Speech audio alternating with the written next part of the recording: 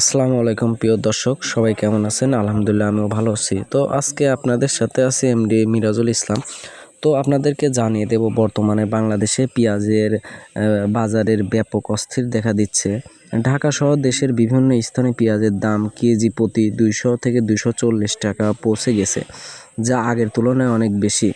এই মূল্য বৃদ্ধির প্রধান কারণ হিসাবে উল্লেখ করা হয়েছে যে ভারতীয় পেঁয়াজ রপ্তানির উপর নির্দেশনা বা বৃদ্ধি, স্থানীয় উপস্থাপনার ঘটনা এবং সরবরাহ সংকট। ভারতের রপ্তানি নির্দেশনায় পাশাপাশি বাংলাদেশে স্থানীয় পেঁয়াজের উপাদানও কমে হয়েছে।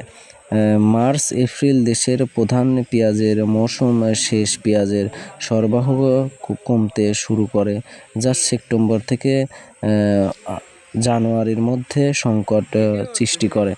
এছাড়াও বৃষ্টিপাত ও সাইক্লোনের কারণে চাষিরা ফসল ঘরে তুলতে পারেনি, যা কৃষকদের একদম কঠিন অবস্থা আর কি। তো মোটামুটি বাজারে সেরকম পরিমাণ আর কি পেঁয়াজের দাম বা সেরকম আর কি বাজার। তো আপনারা জানেন যে প্রধানমন্ত্রী শেখ হাসিনা পদত্যাগ করছে। তো আপনাদেরকে এটা জানিয়ে দেব, সরকারের পক্ষ থেকে বিভিন্ন দেশ থেকে পেঁয়াজ আমদানির চেষ্টা করা হলেও তা এখনও বাজারে চাহিদা পূরণে যথেষ্ট হয়নি।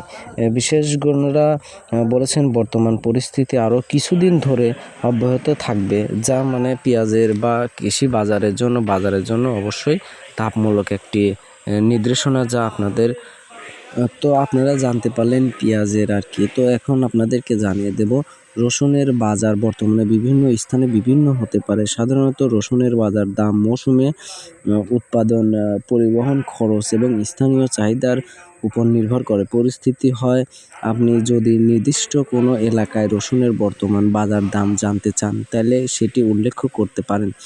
আর আপনাদেরকে রসুনের দামটা বলে দিই।